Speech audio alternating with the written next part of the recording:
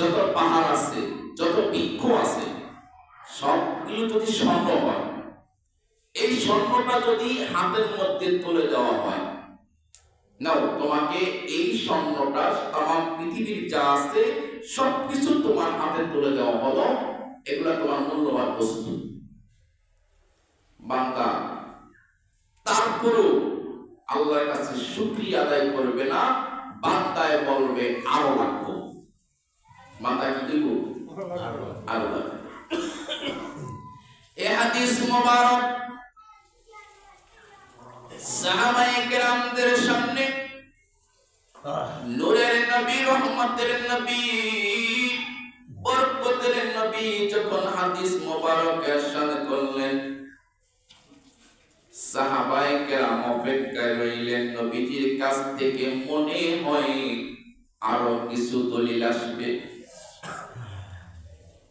নবীজি ডেকে বলল, শোনো, এই মানুষগুলি যা কিছু পাওয়ার পরেও যখন মানুষগুলি আরো লাগবে বলবে, কিন্তু এই মানুষগুলি আল্লাহ পাকের কাছে শুকরিয়া আদায় করবে না।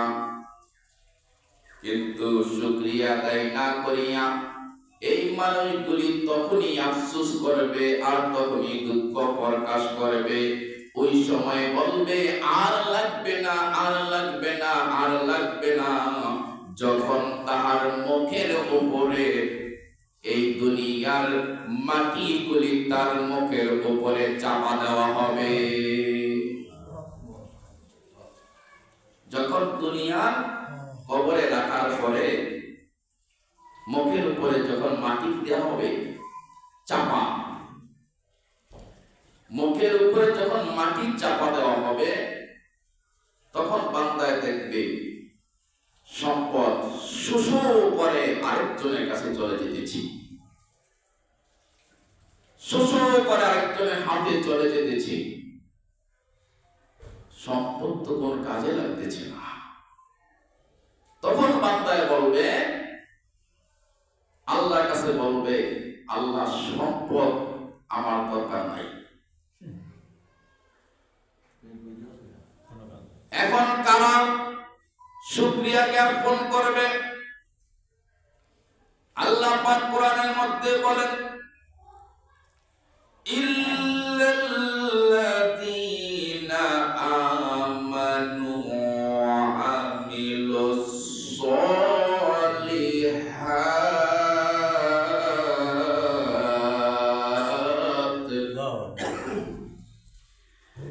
আল্লাহ পাক বলে, যারা ঈমান এনেছে, ঈমান আনার পরে যারা সৎ কাজের মধ্যে দাবিত হয়েছে, যারা সৎ কাজের মধ্যে থাকবে, সৎ উপদেশের মধ্যে থাকবে, সৎ কাজের মধ্যে থাকবে, সৎ মানুষের সাথে চলবে, যারা আমার আল্লাহর প্রতি বিশ্বাস করবে, তারা সকালবেলা যদি একটু পানি পাল্টাও যদি তাদের মুখের উপরে পড়ে, তারা খেয়ে বলবে আলহামদুলিল্লাহ, আলহামদুলিল্লাহ, আল্লাহ তুমি যা খাওয়াইছো, যা নিয়ামত দিয়েছো, তার উপরে আমি শুকরিয়া, আর কোনো দরকার নাই।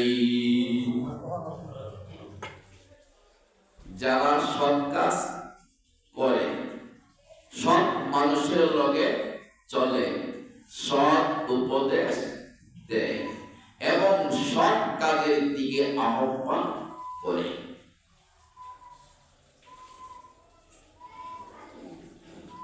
বান্দা যখন এই পৃথিবীর জমিনে আল্লাহ পাক যখন পাঠাচ্ছে, বান্দাকে জিজ্ঞাসা করেছে, বান্দা দুনিয়ার জমিনে গিয়ে তুমি কি করবা?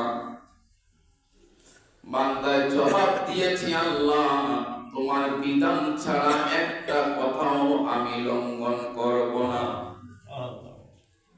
জমিনে আসার পরে যখন 10 বছর বয়স হলো, 10 বছর বয়স পর্যন্ত গুনাহ লেখা হলো না, অর্থাৎ তাকে আকলের জ্ঞান দেওয়া হয় নাই।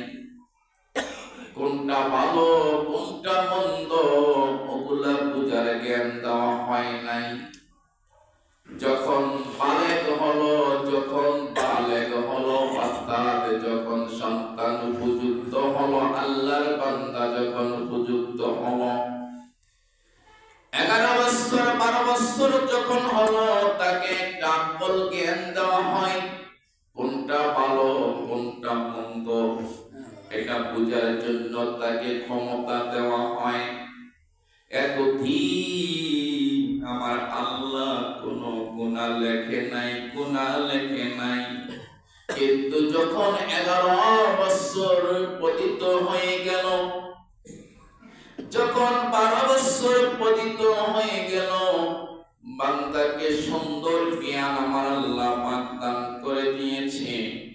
বান্দার আমলনামায় ভালো এবং মন্দ দুইটা জায়গার মধ্যে আমার আল্লাহ পাক লিপিবদ্ধ করার জন্য দুইজন ফেরেশতা নিয়োজিত করেছেন।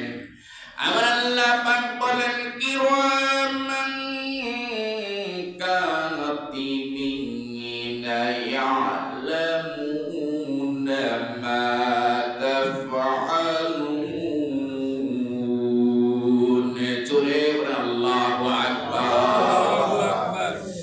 আল্লাহ পাক বলেন, বান্দার যখন 11 বছর 12 বছর বয়স হলো, দুইটা ফেরেশতা তার জন্য নিযুক্ত করা হলো। কিরামান কাতিবিন, একজন হলো ডান কাঁধে আর একজন হলো বাম কাঁধে। ডান কাঁধের ফেরেশতা নেক লেখে, বাম কাঁধের ফেরেশতা বদ লেখে। ডান কাঁধের ফেরেশতা বাম কাঁধের ফেরেশতাকে ডেকে বলে, এই বান্দা 11 বছর 12 বছর পতিত হয়েছে, এখন তার গুনাহ লেখা শুরু হবে।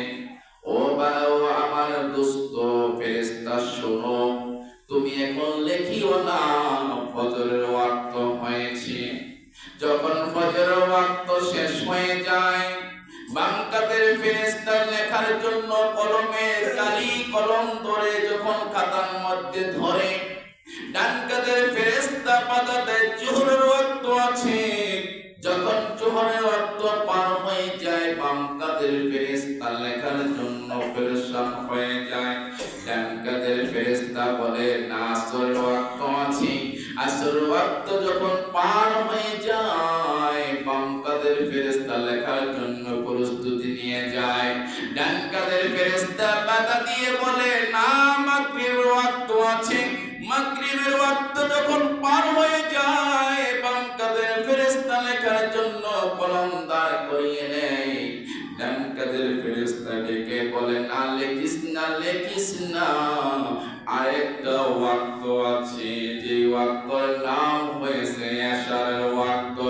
এই এশারের ওয়াক্ত যদি বান্দা আমার আল্লাহর দরবারে যদি 2 ফোঁটা চোখের পানি ফেলিয়া মাবুদের দরবারে যদি কাঁদতে পারে, আমার আল্লাহ বলেছে, বান্দা তুমি কোনো ভয় পাইও না, তুমি কোনো কষ্ট পাইও না, তুমি কোনো ভয়ের মধ্যে থাকিও না। তুমি দাস গুনাহ এই গুনাহ সেই গুনাহ, ওই মানুষের যে হকগুলো বলেছি ওইগুলো ছাড়া যত গুনাহ তুমি করবা আমার আল্লাহর আদালতে, আমি আল্লাহ পাক তোমার সমস্ত গুনাহগুলি মাফ করে দেব, যদি 2 ফোঁটা চোখের পানি তুমি ফালাতে পারো।